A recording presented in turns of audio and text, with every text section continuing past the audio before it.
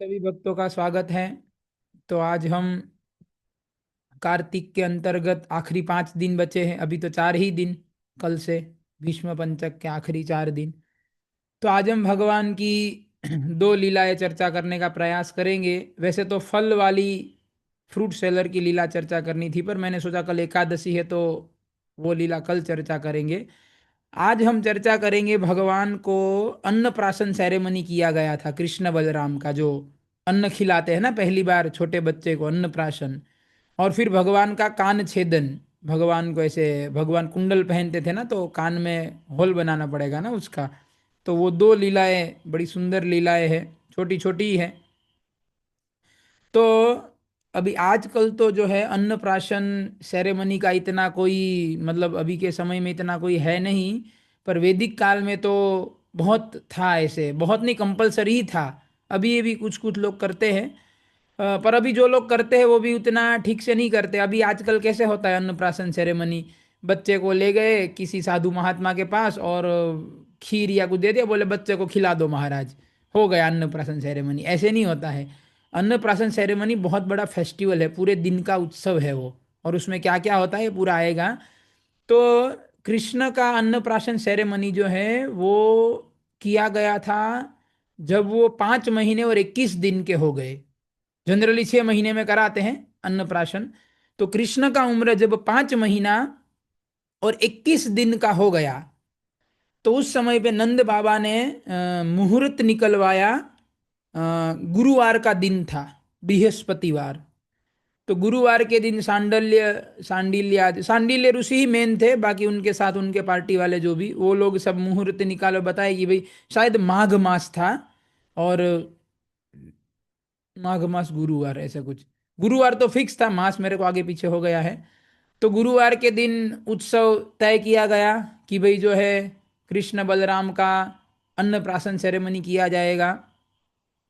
और अन्नप्राशन सेरेमनी में कैसे होता है कि उसमें जो खर्चा होता है ना, जैसे अन्नप्राशन में भोजन प्रसाद सबको कराया जाएगा, जो वो सब एक्चुअली माता के साइड वाले जो होते हैं ना वो करते हैं। जैसे माता के साइड वाले मतलब क्या, जैसे जसोदा जी के मम्मी पापा, समझ गए ना आप, जसोदा जी के जो मम्मी पापा है वो सारा खर्चा करेंगे अन्नप्राशन से। ऐसा ऐसा कस्टम है कि जिसकी बेटी है तो उसके लिए वो करेंगे। तो जसोदा जी के जो पिताजी थे उनके नाम था सुमुख गोप, और वो रहते थे काम्यावन में। तो ये सुमुख गोप जो थे, क्योंकि जसोदा जी को कृष्ण जो है ना बड़े बाद में, मतलब देर से पुत्र हुआ था। जसोदा जी की उम्र शायद 70 आसपास, मतलब काफी बूढ़ापा ऑलमोस्ट आ चुका था। हालांकि वो बूढ़े दिखते नहीं थे, जसोदा जी एकदम जवान दिखते थे, क्योंकि भगवान की माता है तो बूढ़ापा उनको छू नहीं सकता। पर उम्र की बात है, तो बड़ी ज्यादा उम्र में वो हुए थे। तो जो सुमुख गोप थे काम्यावन में रहते थे, वो और उनके पत्नी मतलब जसोदा जी के मम्मी पापा, वो बहुत प्रार्थनाएं करते थे। मतलब अलग अलग व्रत करते थे, तप करते थे, दान करते थे, मंत्र जब, कि भाई हमारी बेटी जो है उसके घर पे संतान हो जाए, चाहे लड़का चाहे लड़की, पर संतान तो होए। तो इतने सालों से तो बहुत वो करते थे, ये करते थे वो करते थे सब ऐसे। फिर जब जसोदा जी गर्भवती हुए और उनके घर पे भगवान श्री कृष्ण प्रकट हुए, तो जो सेरेमनी था नंदोत्सव, उस समय पे बुलाया था। तो वास्तव में ऐसा नियम है, वैदिक कल्चर है, कि जब लड़की के माता पिता लड़की के घर पे, मतलब उसके ससुराल में जाते, तो उसका घर का पानी भी नहीं पीते हैं। ना पानी पीते हैं, ना उसके यहाँ पे रात रुकते हैं। ये सब वैदिक नियम है, और इसके पीछे कारण भी है, कोई अंधश्रद्धा नहीं है, इसके पीछे वैज्ञानिक कारण भी है, ऐसा क्यों नहीं करते थे। पर वो सब अभी हम चर्चा नहीं करने का समय है, तो वो नहीं करेंगे अभी चर्चा है सब। तो अब सुमुख गोप जब भी जाते थे, सुबह जाते थे, फिर दोपहर शाम तक वापस आ जाते, क्योंकि रात नहीं रुक सकते वहाँ, और वहाँ पानी भी नहीं पी सकते बेटी के घर का। तो नंदोत्सव के दिन जब उन्होंने सुना कि मेरी बेटी गर्भवती है, तो बड़ा आनंद हुआ कि चलो भाई, इतने सालों से हम प्रयास कर रहे थे, तप कर रहे थे, तभी हमारे बेटी के संतान होगा। फिर जब नंदोत्सव के दिन जाके उन्होंने देखा श्री कृष्ण को, तो देखते, वो तो भगवान थे ना भाई, उनके रूप का क्या वर्णन करना। तो जब उन्होंने सुमुख गोप ने देखा, तो वो तो पूरा शुद्ध बुद्ध भूल गए। बोले क्या, बोले लेट से संतान हुआ, पर कहते ना एक हजार आ, गुजराती में कहते हैं ऐसे। बोले क्या लड़का है, क्या बताए इसको, है बड़ा जबरदस्त एकदम। तो बड़ा उनको अच्छा लगा, उनके सुख की कोई सीमा नहीं रही, इतना सौंदर्य देखिए, इतना अच्छा पुत्र मेरी बेटी को हुआ ऐसे। तो फिर जो है ना वो कृष्ण इतने, वैसे तो गोकुल ब्रज में सबको प्रिय थे ही, भगवान कृष्ण इतने प्रिय थे कि वो बार मतलब वो घर जाना ही नहीं चाहते थे, भगवान को छोड़ के कौन जाएगा, पर अब नियम है भाई, बेटी के घर पे रात नहीं रुक सकते आप, तो जाना तो पड़ेगा ही। और खाया भी नहीं है, पानी तक नहीं पिया है, तो वापस चले जाते थे। फिर आ जाते थे, मतलब महीने में 2 3 4 बार आ जाते थे, क्योंकि उनसे रहा नहीं जाता था, कृष्ण को देखना होता था। और उनके मन में ऐसी इच्छा थी कि मैं कुछ, ये बेटा हुआ है मेरी बेटी को, तो कुछ उसके उत्सव में कुछ मतलब कुछ सेलिब्रेशन करूं। पर सेलिब्रेशन नंदोत्सव में तो नंद महाराज करेंगे, बाकी तो सेलिब्रेशन ऐसे ही खाली खाली सेलिब्रेशन तो नहीं होगा ना, कोई आएगा भी नहीं बुलाओगे तो खाली खाली सेलिब्रेशन, कुछ बहाना चाहिए ना सेलिब्रेशन। तो इतने दिनों से बोल रहे थे कुछ सेलिब्रेशन करूँ करूँ, कुछ मिल नहीं रहा था। और वो नंद बाबा को बोलते थे कि भी जसोदा को, मेरी बेटी को मेरे घर पे भी भेजो, 3 4 महीना रहेगी वहां पे हम भी, क्योंकि उसको कृष्ण से मतलब था। तो बोले अगर हमारे घर पे जसोदा आएगी तो लाला भी साथ में आएगा, तो बोले हम उसको अब इधर नंद बाबा और गोकुल में भी कोई जाना नहीं देना चाहते थे कृष्ण को, बोले ऐसे कैसे जाने। तो बार बार इनविटेशन देते थे, बोले जसोदा को भेजिए मेरे घर पे आए, तो वो होता नहीं था, नंद बाबा और कोई गोकुलवासी जाने नहीं देते थे इधर। तो अभी समय आ गया अन्नप्राशन सेरेमनी का, 5 महीना 21 दिन। तो अभी इसमें तो क्या है, इसमें तो पिता, लड़की के माता पिता को ही सारा खर्चा करना है, सारा उत्सव उसको ही करना है। तो सुमुख गोप तो इतने खुश हो गए, बोले मैं इतने समय से उत्सव करना चाहता था, फेस्टिवल करना चाहता था, आज मौका मिल गया। तो सुमुख गोप ने क्या किया, नंद बाबा और वो 5 भाई थे, सबसे नंद बाबा जो थे ना कृष्ण के पिताजी, तो नंद बाबा बीच वाले थे, नंद बाबा के बड़े 2 भाई थे, छोटे 2, टोटल 5 भाई थे। बड़े भाई, बड़े 2, एक का नाम था उपनंद, दूसरे का नाम था अभिनंद, तीसरे नंबर पे नंद महाराज, चौथे नंबर के भाई का नाम था सुनंद, और 5वें नंबर के भाई का नाम था नंदन। सब में नंद तो लगता ही है ऐसे। तो ये बीच वाले थे तीसरे नंबर के। तो ये 5 भाई, उसकी पांचों की पत्नियां, उसके बच्चे, वो सब के लिए सुमुख गोप ने बड़ी बड़ी भेंट सौगात लिए। जैसे ये सब वैदिक कस्टम है ऐसे। तो पूरा आजकल तो ऐसे कोई गिफ्ट ऐसे 500 रुपये दे देंगे, बोले हो गया काम है, या तो ऐसे ही 2 मीटर दे दिया कपड़ा खरीद के, ऐसे नहीं होता है। तो सुमुख गोप ने जो 5 भाई है उनके सारे फैमिली मेंबर के लिए पूरे, मतलब पगड़ी, क्योंकि गोप थे ना वो पगड़ी पहनते थे, पगड़ी, उनका ऊपर का जो होता है, नीचे का धोती, उनके जूते, उनके सारे गले में पहनने के हार, कान के कुंडल और बाजूबंद, पूरा ऊपर से लेके पूरा श्रृंगार, सब सबके लिए दिया उन्होंने ऐसे। और फिर जो भोजन, क्योंकि अन्नप्राशन सेरेमनी के बाद लास्ट में भोजन होगा, तो भोजन भी सारा स्पॉन्सर सुमुख गोप ने बोला। और व्रज में उस समय पे क्या होता था, कोई भी उत्सव होता था ना, तो सबका साथ में होता था। जैसे मान लो ये अभी अन्नप्राशन सेरेमनी हो रहा है कृष्ण का, तो केवल कृष्ण बलराम का नहीं होगा, व्रज में जितने बच्चे हैं सबका एक साथ होगा। अब आगे उन बच्चों का हो सकता है किसी, कोई 8 महीने का हो गया है, कोई अभी 4 महीने का, सबका आगे पीछे एडजस्ट करके, मतलब कृष्ण का जो होता था सबका वही होगा। अगर कृष्ण का नामकरण हो रहा है सबका हो जाएगा। हालांकि कृष्ण का तो इस केस में तो प्राइवेटली हुआ था, वो कंस के पता ना चल जाए इसलिए। पर उसके अलावा जो भी चीजें होती थी ना वो सब साथ, जैसे अभी कृष्ण का कान वो किया जाएगा कुंडल, तो व्रज में जितने बचे थे सबका कान वो किया गया। तो सब साथ में होता था पूरे व्रज में। तो केवल कृष्ण का अन्नप्राशन नहीं होने वाला था, व्रज के सारे बच्चों का होने वाला था। तो सारे बच्चे मतलब सबके माता पिता आएंगे, फैमिली में आएंगे, सब आएंगे। तो सुमुख गोप ने पूरे व्रज में जितने लोग थे सबका स्पॉन्सर कर दिया भंडारा खाने पीने का। पर अब सुमुख गोप को प्रश्न क्या था, बोले कुकिंग कौन करेगा ये, क्योंकि जनरली ग्वाले जो है ना, बोले ये ग्वाले तो दूध नहीं घी खाते रहते, ज्यादा कुकिंग का कला ज्यादा आता नहीं है इन लोगों को ज्यादा। और ये तो भंडारा है अभी, मतलब महा उत्सव है, तो यहाँ पे तो क्या है, सब अच्छी अच्छी आइटम है ना, पनीर का सब्जी ना, ये ना वो ना, लूची पूरी हलवा, ये सब होता है ना। तो बोले ये गो बनाएगा कौन ये सब। तो उनको टेंशन था कि पैसा तो दे दिया मैंने, करने का पैसा तो है, कुकिंग कौन है, कोई ऐसे आता क्या कहते हैं, रसोईया कहते हैं ना, स्किल। तो सुमुख गुप्त टेंशन में थे थोड़ा, पर उन्होंने जाके देखा जो रसोई घर था, तो रसोई घर में जाके देखा तो उनकी आंखें चार हो गई देखते ही। बोले दुनिया भर के व्यंजन, दुनिया भर के मिष्ठान, इतने आइटमें थी खाने पीने की वहां की कि गिनती नहीं की जा सकती। तो वो आश्चर्यचकित हो गए, बोले बोले ये सब कुकिंग करना गोप किसको, किसने सिखाया गोप लोगों को? अरे बोले क्योंकि उनकी उम्र बहुत, अब सो तो जसोदा जी की 50-60 है, तो उनके पिताजी की कितनी होगी, 90 तो होंगी ही कम से कम। तो बोले मैंने अपने 80-90 साल के करियर में ये चीजें देखी तक नहीं है। सुनी सुनी तो होगी, देखी तक नहीं है ऐसे व्रज में नहीं देखी, मतलब बाहर हो सकता है देखी हो। बोले ये लोग कहाँ से जान गए कुकिंग करना?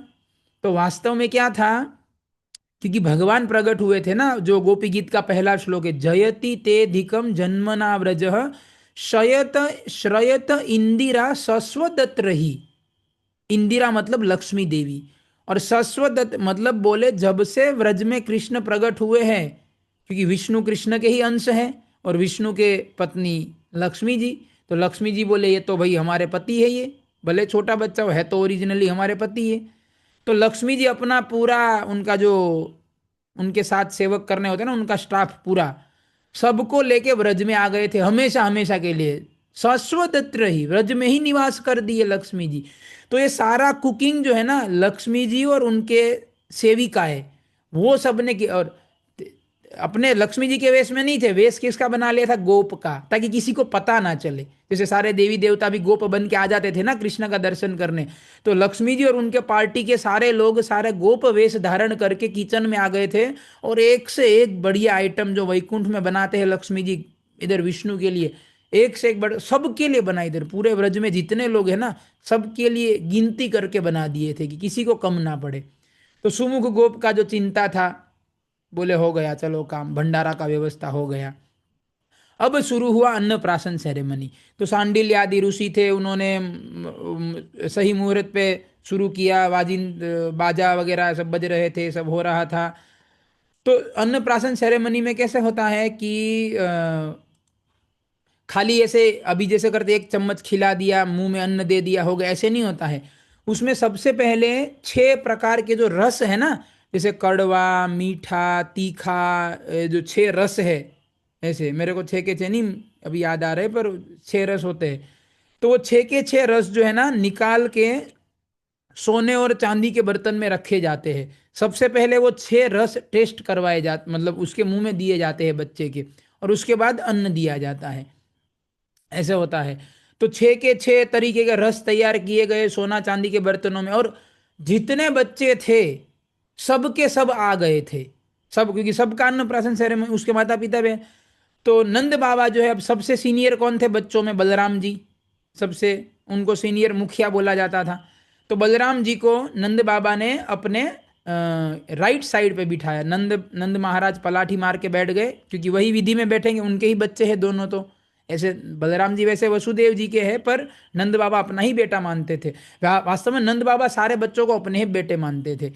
तो नंद बाबा पलाठी मार के बैठ गए, और अपने राइट साइड पे बलदेव जी को बिठाया और लेफ्ट साइड पे कृष्ण को बिठाया। सोचिए क्या सौभाग्य नंद बाबा का है, कृष्ण बलराम दोनों एक एक साइड उनकी गोद में, इससे बड़ा सौभाग्य क्या हो सकता है। दोनों को गोद में बिठाया, और उस समय पे जो है अब, और बाकी जितने बच्चे थे सब नंद बाबा के अगल बगल में आके बैठ गए। वास्तव में क्या होता है कि सब बच्चे को अपने अपने पिता की गोद में बैठना है, ऐसा नहीं। सबके माता पिता उधर थे, सारे के सारे बच्चे नंद बाबा के लेफ्ट और राइट में पूरा लाइन लग गया। क्यों? क्योंकि सारे बच्चे सोचते थे कि नंद बाबा ही हमारे बाबा है, नंद बाबा ही हमारे, ये हमारे ओरिजिनल वाले माता पिता ये हमारे नहीं है, ये नंद बाबा और जसोदा जी हमारी माँ माँ बाप है। तो सब लोग, और उनके जो माता पिता थे उनको भी बुरा नहीं लगा। अब आजकल ये इधर ऐसा होगा तो बुरा लग, ईर्ष्या होगा ऐसा, इधर इधर का इधर के रिलेशन भी सब ऐसे थर्ड क्लास ही है। उधर जो माता पिता थे उनको बड़ा अच्छा लग रहा था, बुरा नहीं लगा कि यार ये हमारे बच्चे कैसे हमको छोड़ के नंद के पास जा रहे हैं, नंद भी कैसे, ऐसे नहीं, उनको अच्छा लग रहा था, बड़ा अच्छा। और वो भी जानते थे कि भाई ये तो नंद कोई, अब नंद जसोदा कोई अपने, हमको तो गिनते ही नहीं है लोग। और उन लोगों को भी अपने बच्चे से ज्यादा प्रेम कृष्ण बलराम में था, खास करके कृष्ण में था। अपने बेटे को बेटे जितना मानते थे उससे ज्यादा बेटा वो कृष्ण को मानते थे। ये व्रज का जीवन है। व्रज में जो है ना श्री कृष्ण ही सबके प्राण है, श्री कृष्ण ही सबके जीवन है, चाहे गाय हो, चाहे बछड़ा हो, चाहे पेड़ हो, चाहे पौधा हो, चाहे जानवर हो, चाहे बच्चे हो, चाहे बूढ़े हो, चाहे सबका प्राण केवल और केवल कौन थे? केवल और केवल श्री कृष्ण। तो उनको बड़ा अच्छा लग रहा था कि भाई चलो भाई हमारे बच्चे नंद बाबा के पास जाके बैठे, बड़ी अच्छी बात है ऐसे, है ना। तो और फिर उसके बाद अन्नप्राशन सेरेमनी शुरू हुआ। तो 6 बच्चे बैठ गए, सॉरी 6 बच्चे क्या, 6 रस उसमें लाके। तो सबसे पहले सीनियर बलराम, तो सबसे पहले बलराम जी को दिया जाएगा। तो बलराम जी तो बैठे थे ऐसे ही। बलराम जी, वास्तव में बलराम जी जो है ना, उनका ऐसा स्वभाव था, वर्णन आता है कि बलराम जी 1 हफ्ता पहले प्रकट हुए थे कृष्ण के। तो बलराम जी जो है ना, बड़े ही, वो अपने लाइफ में कभी रोए नहीं थे, क्योंकि छोटे बच्चे जनरली रोते हैं ना, कृष्ण भी रोते रहते थे कई बार। बलराम जी जब से प्रकट हुए तब से लेके नेवर, इतिहास में कभी रोए नहीं थे, और कभी कोई चीज की डिमांड नहीं किए थे, और हमेशा वो शांत बैठे रहते थे। क्या क्या करते थे? कृष्ण, क्योंकि बलराम जी आए उसके 7 दिन बाद कृष्ण आ गए थे। तो जब से कृष्ण आए थे तब से बलराम जी का एकमात्र काम था क्या? कृष्ण को देखते रहना, कृष्ण को देखते रहना, कृष्ण की सुविधाओं को देखते रहना, बस। ना अपनी पर्सनल कोई डिमांड, ना खाने का डिमांड, ना पीने का डिमांड, ना रोना, कुछ नहीं, नथिंग। बाकी छोटे बच्चों का कितना क्या होता है, बलराम जी का ऐसा कुछ नहीं था। तो सबसे पहले बलराम जी को एक रस लिया, मीठा वाला नहीं था वो, कोई कड़वा होगा कुछ भी, मतलब बीटर या सौर या ऐसे। तो बलराम जी को जैसे ही मुंह में दिया नंद बाबा ने, तो अब अभी तक क्या है कि अभी तक केवल स्तनपान करते थे, हैं बलराम जी, और ये भी माता का दूध ही पीते थे। तो उन्होंने, उनके मुंह में माता के दूध के अलावा कुछ गया ही नहीं है, मतलब वो और कोई टेस्ट जानते ही नहीं है माता के दूध। तो जैसे ही उनके मुंह में डाला वो रस, तुरंत बलराम जी ऐसे थू थू कर दिए, थू थू करते हैं ना, पूरा ऐसे थोड़ा उनके शरीर पे गिरा, ना इधर गिरा ना इधर। और नंद बाबा की ओर ऐसे देखने लगे बड़ी बड़ी आंखें करके, बोले बाबा ये क्या खिला दिया, क्या पिला दिया ऐसे हैं, से पूरा ऐसे थू थू कर दिया पूरा। फिर दूसरा दिया, वो मीठा वाला होगा, वो भी थू थू कर दिया, मीठा भी क्यों? बोले बोले बाबा क्या हो गया, ये क्या क्या पिला रहे हो आज आप? क्योंकि माँ का दूध ही पिया, ये कुछ टेस्ट नया था उनके लिए, फर्स्ट टाइम था। तो पूरा थू थू था कर दिया बलराम जी ने तो पूरा। फिर बलराम जी के बाद कृष्ण के पास गए, कृष्ण ने सेम, वो भी थू थू था करके पूरा निकाल दिया। बोले ये बाबा क्या खिला, क्या पिला रहे हो, क्या है अजीब सा है।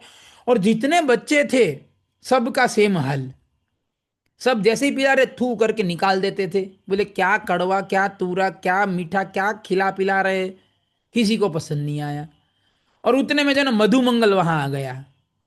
अब मधुमंगल जो है उसका उम्र है 5 साल इस समय पे। अब कृष्ण बलराम सबका उम्र कितना है? 5 महीना 21 दिन कृष्ण, और मधुमंगल उम्र वाइज सबसे सीनियर वही था देखा जाए तो, 5 साल का उम्र था मधुमंगल का। तो मधुमंगल आ गया, बोले मेरा भी अन्नप्राशन कराओ। तो गोप बोले भाई तेरा कहाँ, नहीं इतने दिनों से खा पी रहा है तू, तेरा कहाँ से अन्नप्राशन कराएंगे अभी?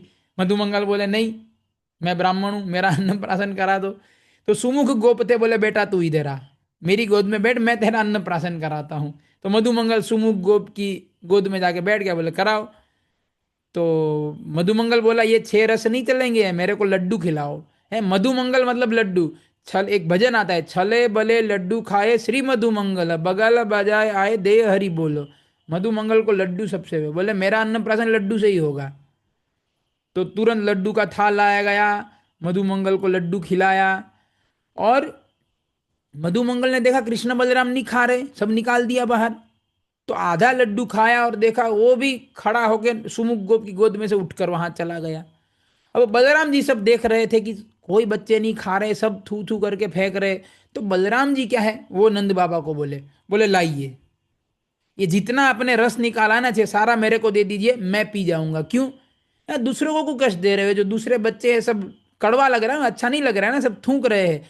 तो बलराम जी जो है ना, वो किसी का दर्द नहीं देख सकते, ये बलराम जी का स्वभाव है, वो किसी का दुख नहीं देख सकते। जब उन्होंने देखा कि सारे बच्चे दुखी है, सब थूक रहे, बलराम जी ने बोला किसी को मत दो अभी, सारे 6 के 6 रस मेरे को दे दो, लाओ मैं पी लूंगा, मेरे को अच्छा नहीं लगेगा, मेरे को दुख होगा चलेगा, और किसी को दुख नहीं होना चाहिए।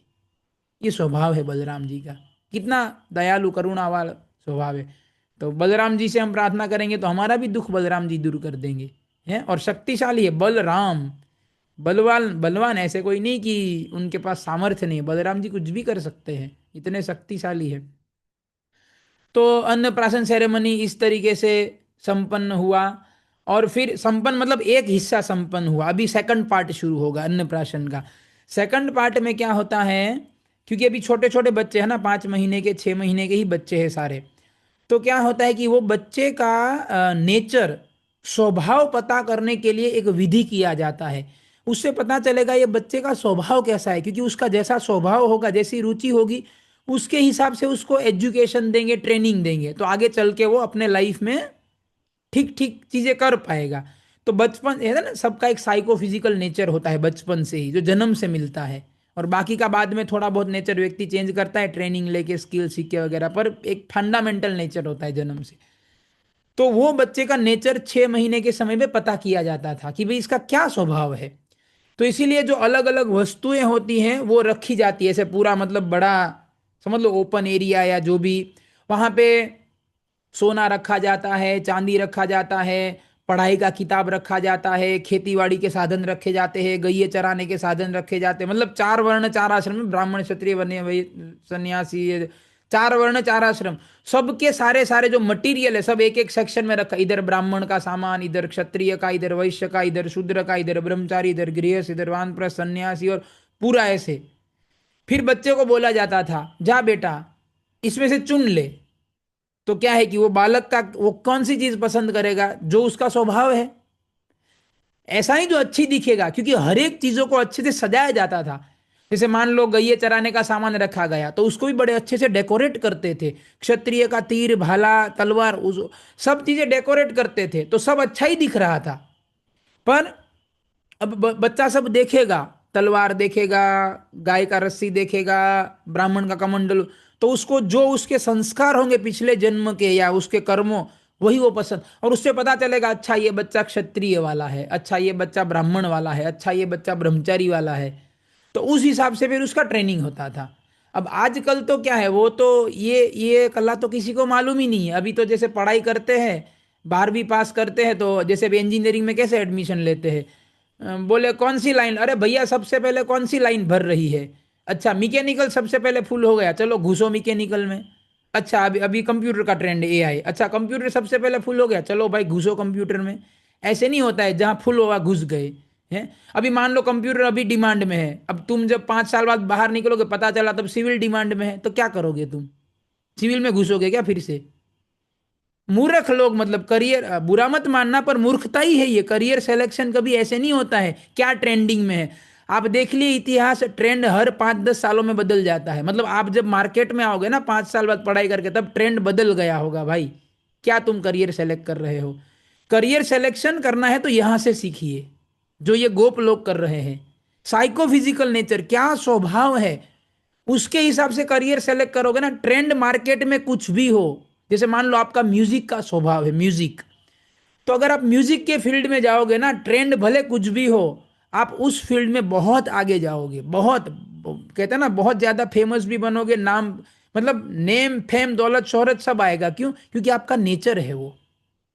पर नेचर के विरुद्ध कार्य करोगे हमेशा फ्रस्ट्रेट रहेंगे, टेंशन, हो सकता है पैसा मिल जाए आपको, पैसा अच्छी सैलरी भी मिल जाए, पर आप कभी खुश नहीं रह पाएंगे। क्यों, क्योंकि वो नेचर ही नहीं है आपका जो आप कर रहे हो। तो इधर इसमें जो है सारा चीजें, सारा सामान रख दिया था। और फिर सबसे पहले बलराम जी, सेम बलराम जी को बोला, बोलो बेटा इसमें से ले लो, क्या तुम्हारा रुचि है ऐसे। तो बलराम जी का एक स्वभाव तो ये था कि किसी का दुख नहीं देख सकते। दूसरा स्वभाव बलराम जी का कैसा था, जैसे छोटे बच्चे होते, बलराम जी का उम्र भी 5 महीना 28 दिन है, कोई ज्यादा बड़े नहीं थे, अभी 6 महीना भी पूरा नहीं था। छोटे बच्चे का स्वभाव क्या होता है, कुछ भी मिलेगा ना मुंह में डाल देगा वो, है ना। ऐसे कुछ पत्थर मिला मुंह में डाल दिया, कुछ कुछ भी, बच्चों का जनरली आदत रहता है, वो मुंह में, हाथ भी मुंह में डालते रहते, उंगली मुंह में डालते रहते। बलराम जी का ऐसा स्वभाव था बचपन से कि उनके हाथ में जो भी आता था ना वो मुंह में नहीं डालते थे। वो क्या करते थे, वो देखते थे ये मैं किसको दूं। जैसे मान लो बलराम जी कहीं बैठे होंगे और उनके हाथ में कुछ लग गया, आ गया, तो पकड़ के वो क्या सोचते थे, देखते थे इधर उधर, ये मेरे हाथ में जो आया मैं किसको दूं। देने का, लेने का नहीं, अपने लिए कुछ नहीं, जो हाथ में आया मैं किसको दूं, किसको बांटूं, किसका भला करूं, किसका कल्याण करूं। अब इधर बलराम जी को बोल रहे पकड़ लो, अब उनका तो स्वभाव ही नहीं है वो। फिर भी सबने बहुत बोला कि नहीं नहीं, कुछ तो लेना पड़ेगा ना तुमको, क्योंकि तुम्हारा नेचर हमें डिसाइड करना है कि तुम किस स्वभाव के व्यक्ति हो, ताकि आगे तुम्हारा ऐसे ट्रेनिंग किया जाए। तो बलराम जी, अब उनका तो फिक्स ही है, वो तो नित्य, वो तो खाली लीला कर रहे 6 महीने के बच्चे का, बाकी 6 महीने का बच्चा थोड़ी है, वो तो भगवान है साक्षात। तो उन्होंने सीधा जाके क्या पकड़ लिया, हल पकड़ लिया। हल समझते हैं ना, वो खेती करने का जो हल आता है ना, एक हाथ में पकड़ लिया हल, इधर हल पकड़ लिया राइट हैंड में, और लेफ्ट हैंड पे मुसल और गैये छराने का जो लकड़ी होता है ना, लकुट, लकड़ी पकड़ लिया। तो सारे गोप जो है वो बोले फिक्स हो गया इसका क्या, लकड़ी पकड़ा मतलब कमांडर, लकड़ी होता है ना इंचार्ज, तो बोले कमांडर बनेगा ये, कमांडर ग्वालों का, क्योंकि गायों का भी पकड़ा था ना, गैये चराने का सामान भी पकड़ा था। और दूसरा हल, तो ब्रजवासी बोले भाई हल क्यों पकड़ा, खेतीबाड़ी करेगा क्या ये है। तो हल बलराम जी ने क्यों पकड़ा था, खेती करने के लिए, जमीन की खेती करने के लिए नहीं, हम सबका जो हृदय है ना, हृदय, हृदय की खेती करने के लिए, क्योंकि हृदय में कृष्ण प्रेम रूपी बीज डालना है। अगर कृष्ण प्रेम का बीज डालना है, तो बीज डालने के लिए हृदय को सॉफ्ट बनाना पड़ेगा। तो जमीन को सॉफ्ट कैसे बना दे, हल से। तो हमारा हृदय रूपी जो जमीन है बहुत, अभी तो बहुत कड़क है, भगवान से कोई प्रेम नहीं है हमारा। तो बलराम जी उस हल से हमारे हृदय को सॉफ्ट बनाते हैं। तो इसीलिए बलराम जी आदि गुरु है, हैं। तो बलराम जी ने मैसेज दिया ये हम सबको कि भाई मेरे पास आइए, मैं आपके हृदय को सॉफ्ट बना दूंगा, फिर आप उसमें कृष्ण प्रेम रूपी बीज डाल देना, तो कृष्ण प्रेम रूपी लता निकलेगा, उसके ऊपर कृष्ण प्रेम रूपी फल आएंगे। तो ये बलराम जी का मैसेज था। तो दो चीजें बलराम जी ने पकड़ी, बलराम जी का नेचर फिक्स हो गया। फिर अब कृष्ण को बोला भाई जाओ। तो कृष्ण भी क्या करेंगे, जो गैये चराने का सामान था, रस्सी, रस्सी होता है गैये, गैयों को बांधने के लिए जरूर रस्सी, फिर लकुट होता है गैये चराने का लकड़ी, और ब्यूगल, ब्यूगल ऐसे वो क्या कहते हैं, बफेलो हॉर्न बजाने के लिए, गायों को बुलाने से बजाते हैं, वो चीजें पकड़ ली। तो सब खुश हो, क्योंकि वो सब ग्वाले थे ना। तो उन्होंने देखा कि अरे हमारा बेटा ये भी ग्वाला, इसका नेचर भी, तो सब खुश हो गए। बोले चलो, बिल्कुल सही स्वभाव है ग्वाले का, ग्वाले के घर में आया है, ग्वाले का स्वभाव है। और बाकी जितने सारे बच्चे थे सबको ही रखा, सबने एक ही चीज चुना, क्या, गैये चराने का सामान। ना किसी ने सोना मोहर, सब था, सोना था, चांदी था, हीरा जवाहरात माणिक, क्या क्या नहीं था वहां पे, किसी ने देखा तक नहीं, सीधा जाके गैये चराने का सामान पकड़ ले सब गोप, सब के सब। तो इस तरीके से जो है ना अन्नप्राशन सेरेमनी भगवान का संपूर्ण किया गया। फिर उसके बाद सबके लिए भोजन प्रसाद जो लक्ष्मी जी और उनके पार्टी के लोगों ने बनाया था, सब ने भोजन किया, सब खुश थे आनंद मंगल में, और इस तरीके से अन्नप्राशन सेरेमनी संपन्न हुआ। अब उसके बाद भगवान का कर्ण रंधन, अभी हमारे पास 7-8 मिनट बचा है, तो उसको थोड़ा फास्ट फॉरवर्ड में सुन लेते हैं। भगवान का उम्र अभी हो गया था 2 या 2.5 साल, 2-2.5 साल का उम्र था।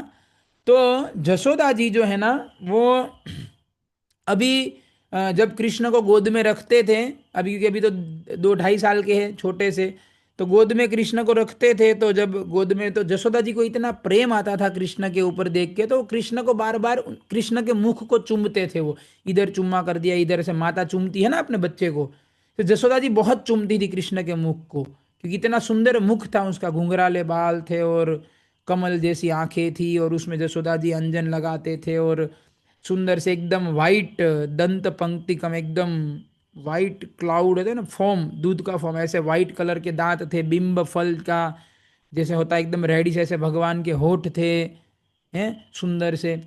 तो बड़ा प्रेम आता था। तो एक बार जसोदा जी ऐसे गोद में लेके उनको चुंबन करने के लिए ऐसे गए मुख पे ऐसे, तो कृष्ण ने उनका कुंडल पकड़ लिया कान का, जसोदा जी का कान का। तो कान का कुंडल पकड़ा और जसोदा जी को बोले मैया, तुम्हारे कान में कुंडल है, मेरे कान में क्यों नहीं, मेरे को भी पहनना है, मेरे कान में भी कुंडल चाहिए। तो जसोदा जी बोली कि हाँ हाँ कन्हैया, तेरे कान में भी लगा देंगे, अभी तेरे कान छोटे छोटे, तू थोड़ा बड़ा होगा, फिर मुहूर्त निकालेंगे तो तेरा कर्ण भेदन होगा, फिर तुम्हें भी कुंडल दे देंगे। तो बोले नहीं, मेरे को अभी अभी, मेरे को अभी कुंडल जाए, अभी मेरे कान में पहनाओ। तो बोले हाँ लाला, ऐसे नहीं होता है, उसके लिए बाबा को बोलना पड़ेगा, बाबा ज्योतिष के पास जाएंगे, मुहूर्त। अब देखिए कोई भी कार्य करते थे ना, मुहूर्त देखते थे। मुहूर्त देखने के बाद शुभ घड़ी पे ही कार्य। आजकल तो ये सब रहा ही नहीं मुहूर्त देखने का, कुछ भी जो जैसे होगा ऐसे, कभी कभी कोई कोई केस में देखते, बाकी जनरली ऐसा कोई भी कार्य करना है पहले मुहूर्त देखना चाहिए। क्योंकि अशुभ मुहूर्त में अगर आप कार्य करोगे तो उसका फल जो है ना वो अशुभ आता है, शुभ नहीं आता है। तो मुहूर्त बहुत इंपॉर्टेंट होता है। जैसे अभी मैं आपको एक लाइव उदाहरण देता हूँ। अभी कुछ दिनों पहले एक जगह पे एक यज्ञ था, एक डोनर थे, उन्होंने बोला मुझे यज्ञ कराना है। तो हमने उनको बोला कि यज्ञ का मुहूर्त है सुबह का। तो उन्होंने बोला नहीं, मैंने तो, हमारे जो बहुत अमीर आदमी था, मतलब करोड़पति होगा, और उसके फ्रेंड भी ऐसे ही होते हैं।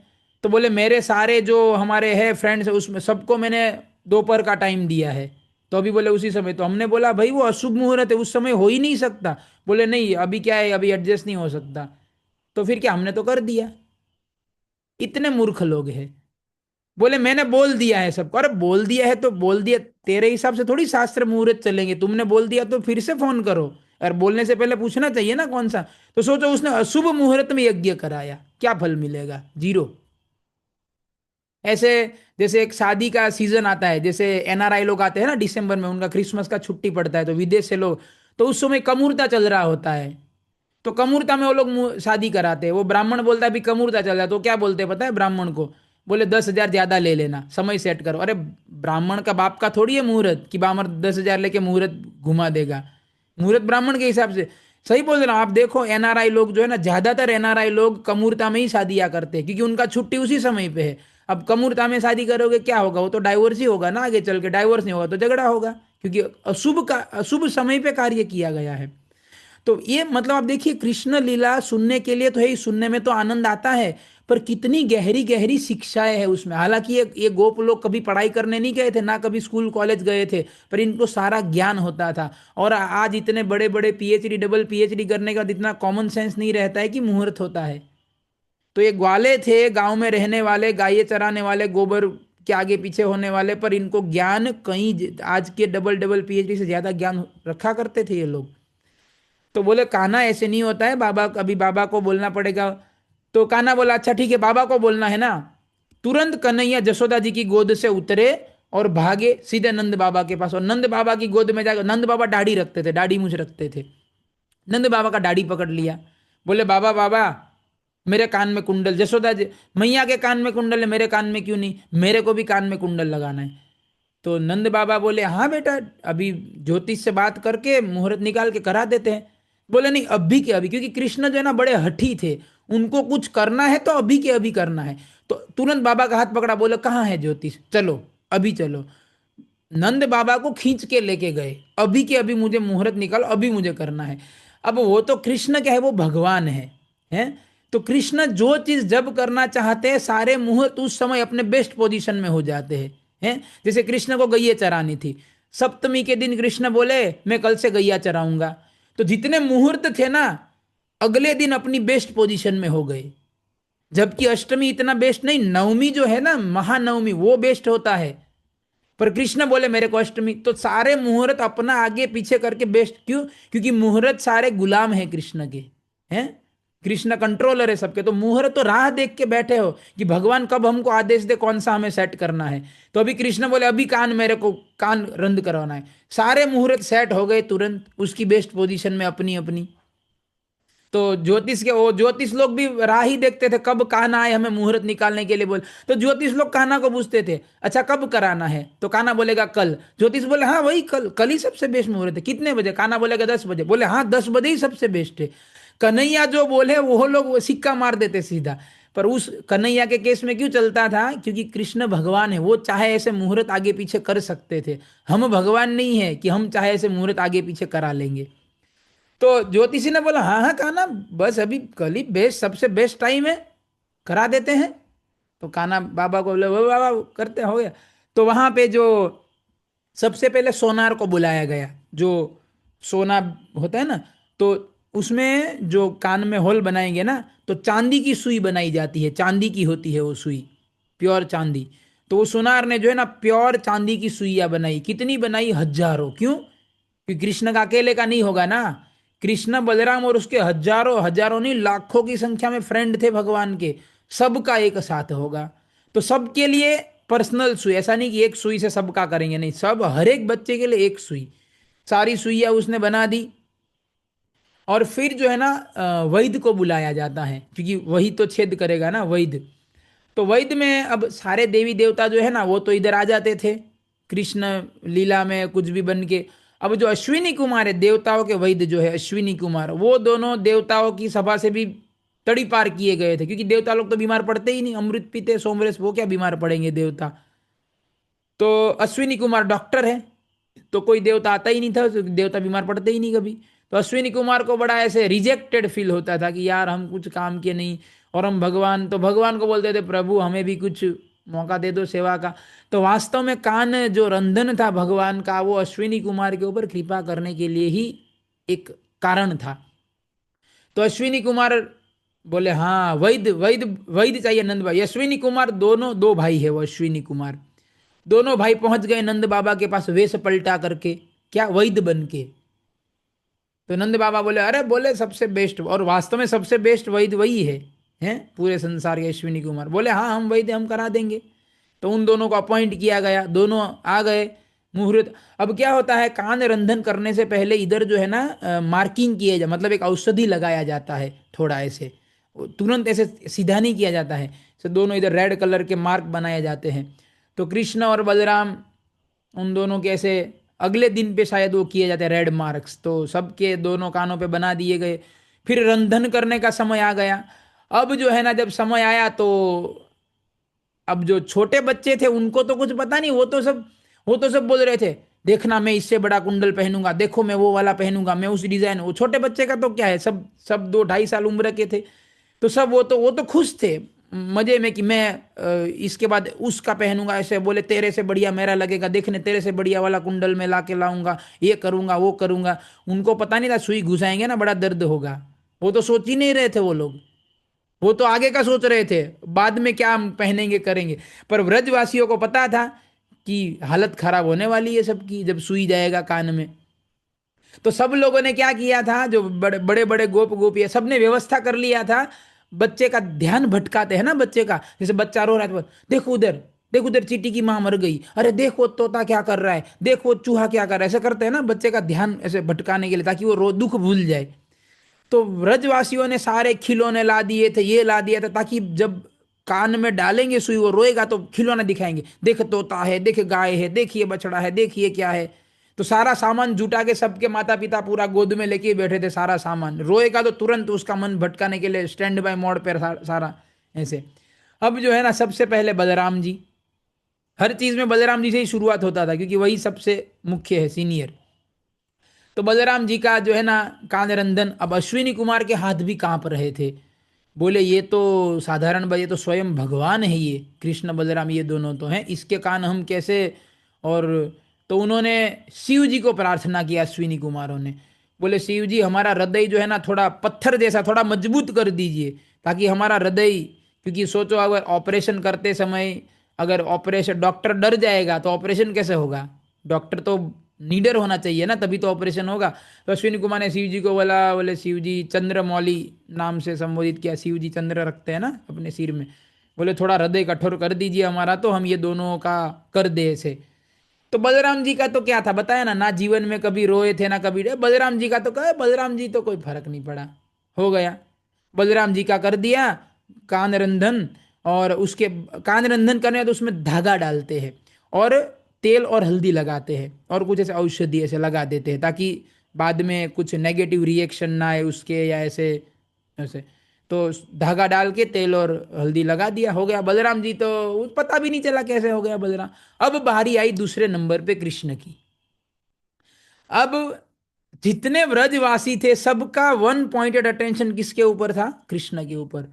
और अगर कृष्ण रोया तो इन लोगों के तो कहते हैं ना प्राण ही निकल जाएंगे, क्योंकि कृष्ण को अपने प्राणों से भी ज्यादा, कृष्ण का दुख तो ये लोग देख ही नहीं सकते। देखना तो दूर बात है, वो सोच भी नहीं सकते कि कृष्ण को दुख होगा, सोचने मात्र से। गोपियां बोलती है ना, जब चार यन पशून शील तुणाम करे, बोले जब आप पशुओं के पीछे जंगल में जाते हैं गैया चराने, तो आपके आपके चरण जो कमल से भी कोमल है, उसमें जब ये घास के जो होते हैं ना ऐसे वो लगेंगे, तो बोले आपको कितना दर्द हो। सोचने मात्र से गोपियां दुखी हो जाती थी। तो इधर वही हाल था। बोले अब ये कृष्ण के कान में सुई डालेंगे, कृष्ण को दर्द होगा, और बोले पता नहीं हमारा तो क्या ही होगा। अब तो कृष्ण तो भगवान है ना, अब उनको तो अगर भगवान के मोड में बात करें तो क्या सुई क्या कर लेगा उनका। पर भगवान एक रोल कर रहे थे एक छोटे बच्चे का ऐसे। तो जैसे ही अभी तो क्योंकि वो सुई जो है, क्योंकि वो भगवान के कान में जाए, तो सुई तो टच कराते ही होल हो गया। ऐसे कुछ मेहनत नहीं करना पड़ा, ऐसे मतलब ऑलमोस्ट अपने आप ही होल बन गया दोनों। पर कृष्ण जो है ना, उन्होंने रोना शुरू कर दिया हाथ पैर ऊंचे करके कृष्ण ने। हालांकि कुछ दर्द हुआ नहीं था देखा जाए तो उनको, फिर भी अब वो तो क्या है, लीला पुरुषोत्तम है, उनको तो मजा आता है सब लीलाएं करने में तरह तरह। तो रोना शुरू कर दिया उन्होंने, तो जैसे बहुत ही बड़ा दर्द हो गया है उनको, हाथ पैर ऊपर करके रोना। और जैसे ही कृष्ण को रोते हुए देखा, सारे व्रजवासी, कृष्ण से ज्यादा तो मुझे लगता है वो रो रहे होंगे शायद, सब रोने लगे जितने व्रजवासी थे, क्योंकि कान्हा का दर्द देखा नहीं जा रहा है। अब जसोदा जी इधर बैठ, जसोदा जी कृष्ण को कहता है ना ध्यान भटकाने के लिए, देख देख कान्हा वो तुम्हारा सोने का बिल्ली, देख देख वो क्या कर रहा है, देख देख वो कबूतर वो कौवा, ऐसे पूरा ध्यान भटका रहे हैं। कृष्ण तो रोना बंद ही नहीं कर, रोए ही जा रहे रोए ही जा रहे, जैसे बड़ा भारी दर्द हो गया है उसको कान वो करने से। तो स्तोक और भद्र, ये ये स्तोक और भद्र जो है ना, वो एक्चुअली थे दूसरे के बेटे, पर दोनों नंद भवन में ही रहते थे नंद बाबा के साथ। वो रात को सोते भी इधर थे। रात को जब सो जाते थे नंद बाबा के पास, तो उसकी उसके मम्मी पापा उसके सोने के बाद उठा के घर पे लेके जाते थे। और अगर घर पे लेके गए उठ गए तो वहां रोना शुरू करेंगे, क्यों हमें इधर लाए। फिर से वापस लाते थे नंद भवन में, तब जाके दोनों सोते थे। इतने मतलब वो इधर ही पड़े पाथरे रहते थे नंद भवन, स्तोक और भद्र दोनों। तो जसोदा जी ने बोला देख, क्योंकि सबके कान रंधन अभी शुरू हो गया था ना, तो स्तोक भी रो रहा था। तो जसोदा जी ने पहले तो सारे खिलौने दिखाए, सारा डिस्ट्रैक्ट करने का प्रयास किया, कुछ काम नहीं कर रहा था, सब फेल मार रहा था। कृष्ण रोई, बोला देख देख स्तोक, उसको भी दर्द हो रहा है, देख वो भी रो रहा है। तो कृष्ण ने जब देखा स्तोक भी रो रहा है, तो कृष्ण चुप हो गए और सीधा माँ की गोद में से खड़े होकर स्तोक के पास चले गए, उसके सिर के ऊपर हाथ रखा, बोले रो मत, ठीक हो जाएगा। है ऐसे, क्योंकि भगवान जो है वो अपने भक्तों का दुख नहीं देख सकते। तो स्तोक भद्र ये तो सब भक्त है ना भगवान के। तो जब भक्तों का दर्द देखा कृष्ण ने अपने भक्त का, तो अपना दर्द भूल गए। फिर अपना दर्द तुरंत जीरो जीरो, जैसे ही पता चला मेरा रो रहा है मेरा मित्र, अपना रोना धोना छोड़ के खड़े होके उसका दर्द मिटाने चले गए। तो ये है भगवान का स्वभाव, कृष्ण का स्वभाव। कृष्ण बलराम दोनों के स्वभाव इसमें आए कि वो अपने भक्तों का दुख नहीं देख सकते। जैसे पांडवों का भगवान ने कितना रक्षा किया है। तो ये भगवान का एक स्वभाव है इस तरीके का। और और आप देखो, ये जो दुख है वो वास्तव में मन में होता है, क्योंकि ऐसा थोड़ी कि स्तोक को दुख, स्तोक रोना शुरू किया तो कृष्ण का दुख चला गया। कृष्ण को जो दर्द हो रहा था अगर, तो दर्द तो था ही ना वहां पे, पर वो दर्द भूल गए। क्यों? क्योंकि दूसरी जगह ध्यान चला गया। मन भटकाना, आप देखो यही है ना, छोटे बच्चे रोते हैं, आप उसका मन भटका दो वो शांत हो जाते हैं। तो दर्द जो है ना, दर्द वास्तव में वो वास्तव मन का खेल है सारा। है, मन में सोचोगे तो दर्द नहीं है तो भी बढ़ जाता है, और दर्द है तो दर्द मतलब मन बहुत ही मन की रोल प्ले करता है, मुख्य रोल प्ले करता है दर्द की बात में। तो इसीलिए अगर हमारा मन, जैसे कृष्ण का मन स्तोक में चला गया तो कृष्ण अपना दर्द भूल गए, उसी तरीके से अगर हमारा मन कृष्ण की ये जो लीलाएं है सुंदर सुंदर, अगर उस लीला में हमारा मन चला जाएगा, तो हम भी हमारे जो सांसारिक दुख है ना, आदि दैविक आदि भौतिक आध्यात्म, ये दुख जब तक ये संसार में जिएंगे 80-90 दुख हम भूल जाएंगे, दुख हमको प्रभावित नहीं कर पाएंगे। और मरने के बाद तो भगवान के पास चले जाएंगे, वो तो कहानी ही अलग है पूरा। तो इसीलिए अगर हमारा मन में भगवान का नाम, भगवान का कथा, भगवान का कीर्तन, भगवान की सेवा के बारे में विचार, मतलब हमारा मन अगर भटका रहेगा कृष्ण के ऊपर, तो संसार के दुख, संसार की चिंता, stress, depression, frustration, anger management, कोई टेंशन नहीं। सारा एंगर मैनेजमेंट भी हो जाएगा, स्ट्रेस मैनेजमेंट भी हो जाएगा, माइंड कंट्रोल भी सब हो जाएगा। क्या? मन को कृष्ण के ऊपर लगाना पड़ेगा। जैसे अभी ये लीला हमने सुनी ऐसे, तो लीला सुनी, लीला के बारे में सोचिए, और भी बहुत सारी लीलाएं हैं, आप लीलाएं पढ़िए, लीलाएं सुनिए, इस तरीके से, है ना। तो आप सबका बहुत बहुत धन्यवाद। तो अभी कल जो है हम कल कल से भीष्म पंचक शुरू हो रहा है, पहला दिन है कल। तो हमने येस्टरडे प्रवचन लिया था भीष्म पंचक के ऊपर, पूरा कैसे करना चाहिए। तो आप सबसे फिर से रिक्वेस्ट है मेरा, भीष्म पंचक का प्रयास करना चाहिए, होगा नहीं होगा भगवान के ऊपर है। बड़ा दृढ़ता से प्रयास करना चाहिए, कुछ भी हो जाए, कहते हैं ना मर जाएंगे मिट जाएंगे पर छोड़ेंगे नहीं, उस दृढ़ संकल्प से हमें भीष्म पंचक का व्रत करना चाहिए। अगर आपने कल नहीं उपस्थित थे या समझ में नहीं आया तो अभी यूट्यूब पे उसका रिकॉर्डिंग अपलोड किया है मैंने, आप वहाँ पे जाके फिर से सुन सकते हैं, ग्रुप में भी लिंक डाला था। ठीक है, so thank you very much. और कल